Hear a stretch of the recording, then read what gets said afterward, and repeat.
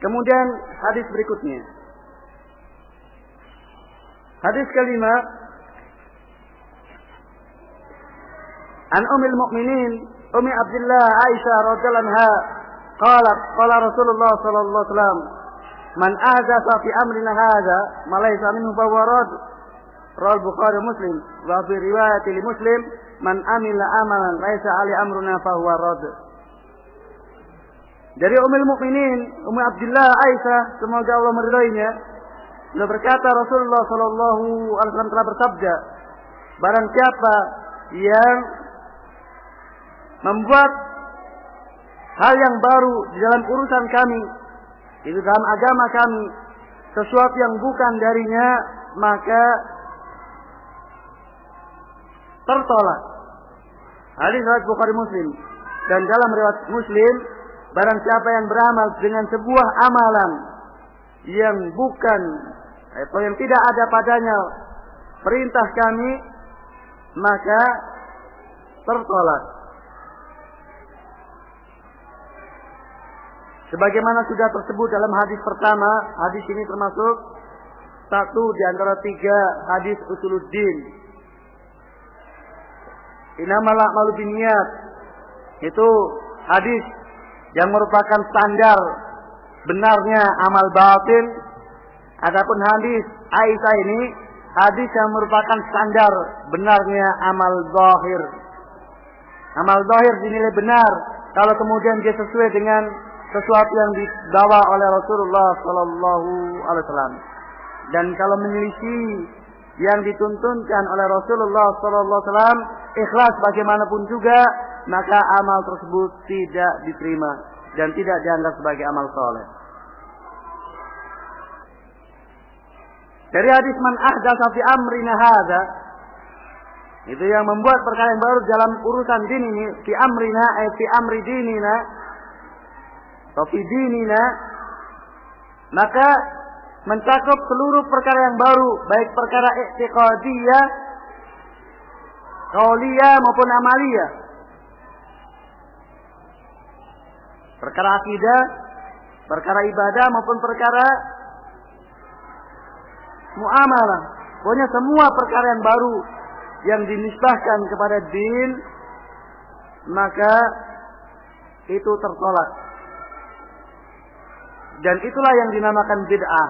Sebagaimana dalam hadis Irbad bin Sariyah, fa inna kulla muhdatsatin bid'ah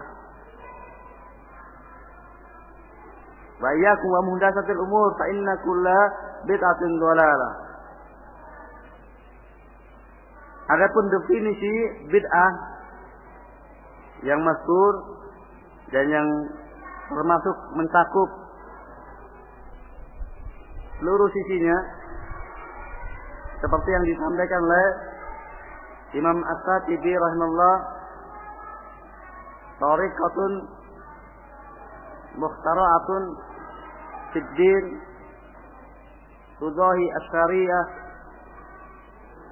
yuqsadu bisulukiha at-ta'abbud. Jadi tariqah, jalan yang baru dalam din yang menyerupai syariat yang dimaksudkan dengannya untuk beribadah kepada Allah Subhanahu wa taala. Maka bisa dikatakan bahwasanya bid'ah itu memiliki 3 kriteria, yaitu dilakukan secara terus-menerus. Kalau itu akidah berarti menjadi keyakinan dia terus-menerus selama dia berkeyakinan tersebut. Kemudian kalau amalan ya diamalkan secara rutin, baik amalan lisan maupun amalan jawarih. Dia beriltisam dengan keyakinan tersebut atau amalan tersebut atau perkataan tersebut. Kemudian yang kedua baru, itu dalam arti tidak ada contohnya. Hal itu tidak ada dalil syar'inya. Kemudian yang ketiga menyerupai syariat, baik dari sisi sifatnya atau dari sisi asarnya. Dari sisi sifatnya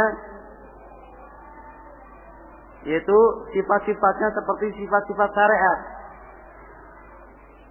Untuk diketahui bahwa sifat-sifat syariat itu ada kalanya, tertentu waktunya, atau tertentu tempatnya, atau tertentu jenisnya, atau tertentu jumlahnya, atau tertentu tata caranya. Kemudian dari sisi asarnya, yaitu dari sisi tujuan dilakukan hal tersebut, yaitu untuk mendekatkan diri kepada Allah dan mencari pahala. Maka kalau kemudian ada kegiatan yang memenuhi kriteria ini, maka itulah bid'ah.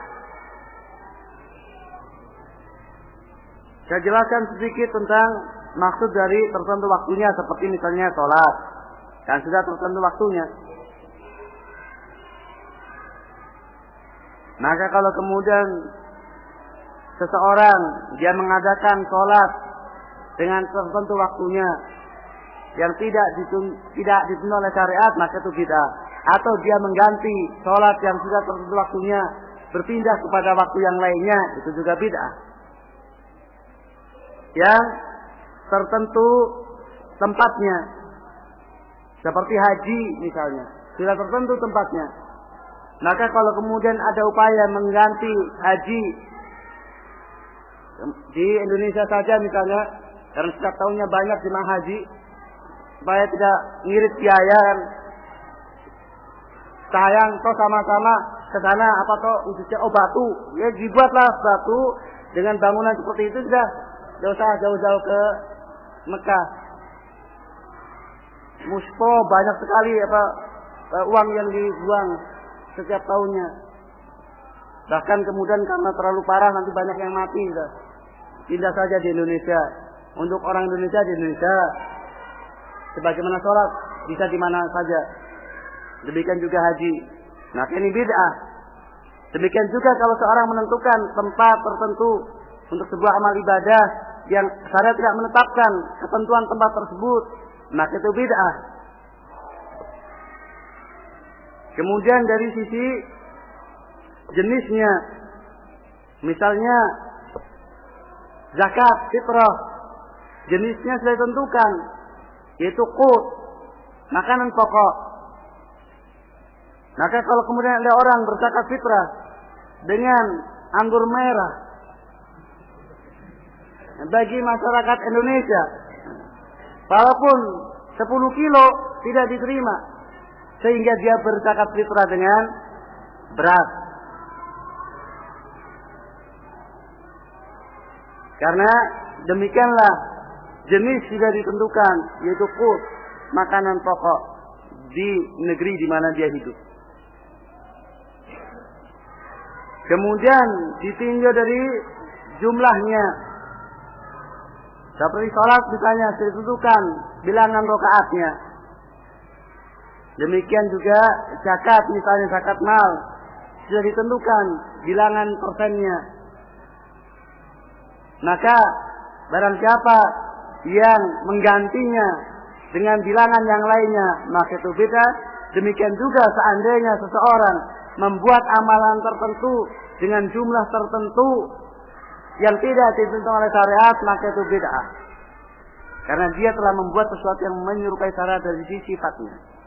Kemudian tentang tata caranya atau kaifiahnya, seperti misalnya sholat atau haji dan sebagainya.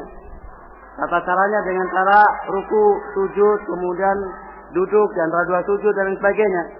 Maka kalau kemudian ada orang membuat amal ibadah dengan kaifiah tertentu yang tidak ditentukan oleh syariat, maka itu bid'ah.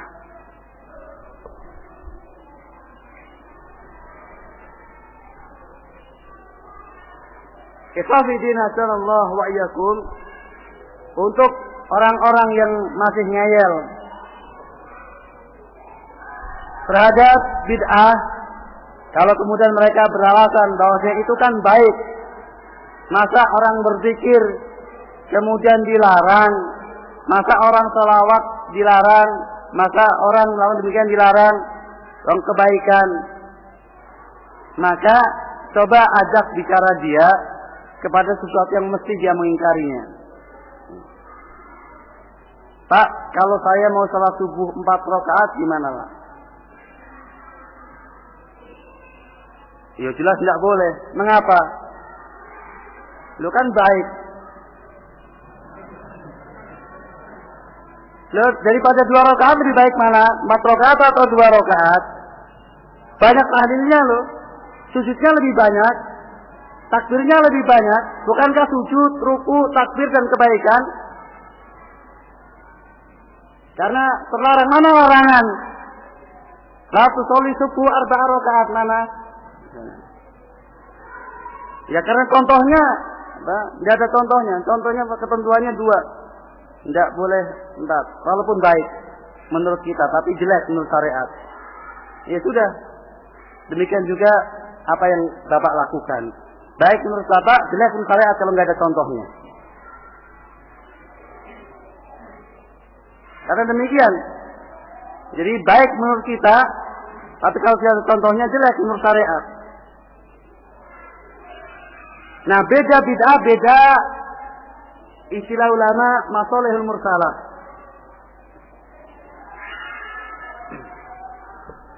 Orang yang tidak paham hakikat bid'ah dengan sebenarnya, dia akan rancu dengan masalihul mursalah.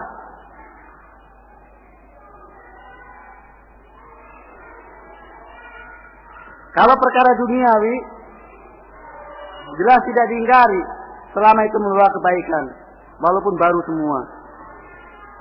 Dan diingkari kalau itu membawa kejelekan. Karena perkaranya yang menjadi urusan Nabi sallallahu alaihi wasallam adalah terkait dengan din. Nabi sendiri bersabda, "Antum a'lamu bi umuri dunyakum." Kamu lebih tahu tentang urusan duniamu.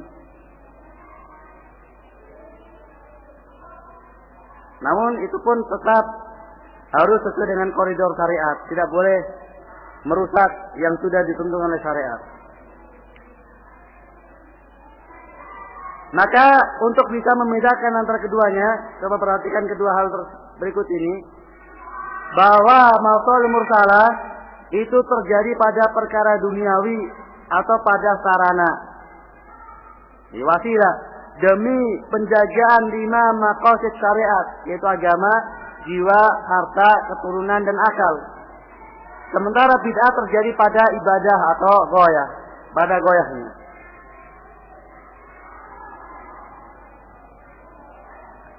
Ikhwafidin, masalihul mursalah itu adalah tuntutan. Maka pada hakikatnya masalihul mursalah itu ada dalilnya, yaitu dalil umum. Dalil kewajiban untuk menjaga 5 maqasid syariah. Agama, jiwa, harta, keturunan dan akal. Maka kalau kemudian tidak akan terjaga kelima hal tersebut kecuali dengan mengadakan sesuatu, walaupun sesuatu tersebut terkait dengan agama, maka itu bukan bid'ah tetapi masalihul mursalah. Contohnya apa? Pencatatan mushaf misalnya.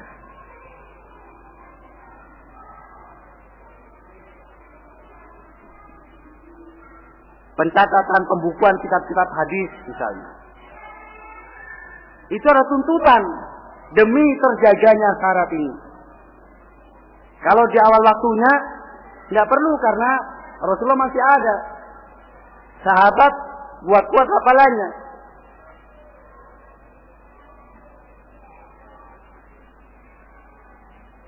Demikian juga pencatatan Al-Quran. Mereka pada hafal dan wahyu juga masih turun. Rasulullah masih hidup bersama mereka. Namun sepeninggal Rasulullah Sallallahu Alaihi Wasallam, maka dituntut untuk Al-Quran itu disatukan. Tatkala kemudian sudah kaum muslimin tersebar di mana-mana dan penghafal Al-Quran juga tidak tersebar kemana-mana. Maka demi penjagaan Al-Quran tersebut agar tetap bisa terbaca kepada siapa saja di mana saja, maka tertuntut untuk dibukukan demi penjagaan din. Demikian juga pencatatan hadis-hadis, pembukuan hadis-hadis Nabi sallallahu alaihi wasallam itu tuntutan.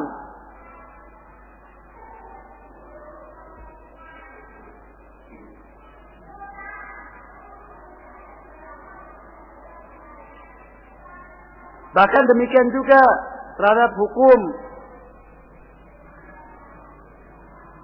terhadap sebuah pelanggaran.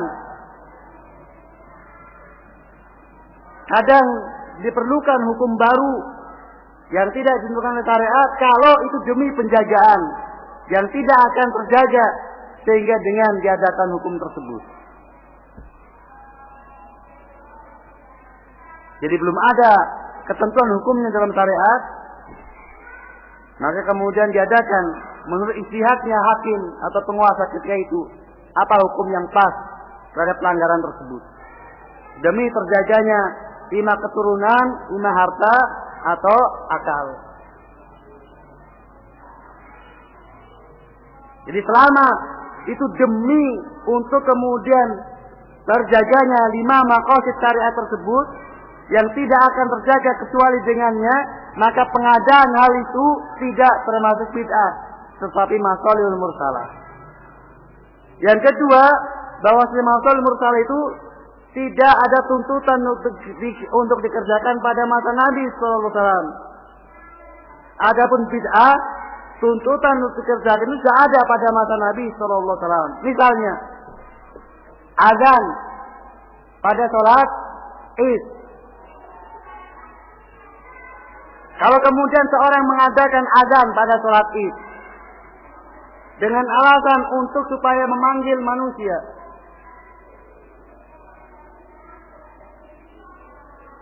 maka kebutuhan azan untuk memanggil manusia di salat Id sudah ada atau tidak pada masa Rasulullah? Ada. Sudah ada. Tetapi Rasulullah tidak melakukannya, menunjukkan bahwasanya itu bukan kebaikan. Tapi azan hari Jumat, azan pertama, ada tuntutan ketika itu. Pada masa Rasulullah, Madinah masih kecil. Terdengar azan ke segenap rumah-rumah yang ada. Tatkala imam naik mimbar. Tapi tatkala Madinah sudah luas di masa Utsman bin Affan,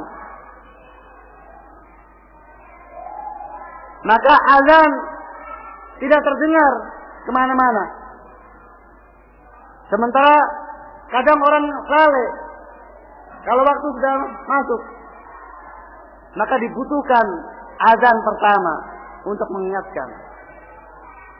Ditinjau dari sisi ini bukan bid'ah karena tuntutan. Demi penjagaan salat Jumat, kehadiran mereka pada salat Jumat.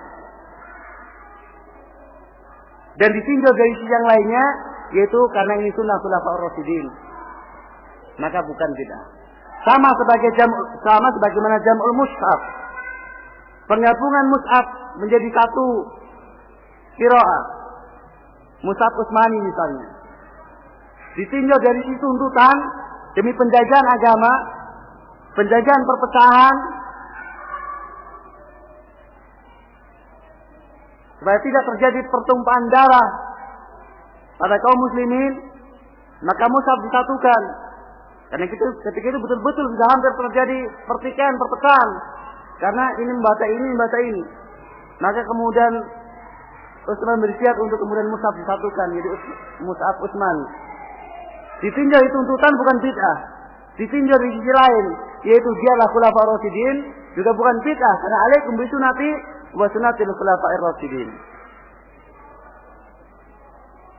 Maka kita dengan mudah kalau kemudian ada sebuah perbuatan agama yang itu memungkinkan dilakukan oleh Rasulullah dan para sahabatnya ketika itu, memungkinkan, ada tuntutan untuk melakukannya, tapi mereka tidak melakukannya, itu menunjukkan kalau dilakukan sudah masa berikutnya maka itu bid'ah.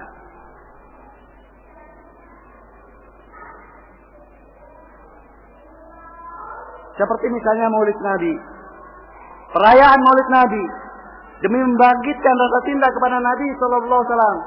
Itu tuntutannya ada atau tidak pada masa Nabi atau pada masa sahabat? Ada atau tidak tuntutannya? Ada. Artinya kalau memang betul bahwasanya itu mendatangkan kecintaan kepada Nabi sallallahu alaihi wasallam, para sahabat orang yang paling suka terhadap sesuatu yang mendatangkan kecintaan. Apakah hari lahirnya Nabi itu hanya ada setelah masa tabi'in atau sudah ada sejak masa Nabi? Sudah ada sejak masa itu. Jadi kalau mereka mau melakukan, tidak ada halangan sama sekali. Dan kalau itu sebagaimana yang didakwakan mendatangkan kecintaan, maka tentunya mereka lebih butuh untuk mengadakannya dan lebih bersemangat. Maka tidak diadakannya padahal tuntutan untuk pengadaan itu ada, menunjukkan bahwasanya hal itu adalah bid'ah. Diadakan sudahnya. Dan yang lebih pantas lagi kan mestinya berkabung karena hari itu juga hari kematian Nabi Shallallahu Alaihi Wasallam. Itu kalau mau dibuat mending-mendingan, ya kan mestinya mending berkabung karena itu hari kematian Nabi Shallallahu Alaihi Wasallam, bukan malah berfoya-foya. Di samping pelanggaran-pelanggaran yang lainnya.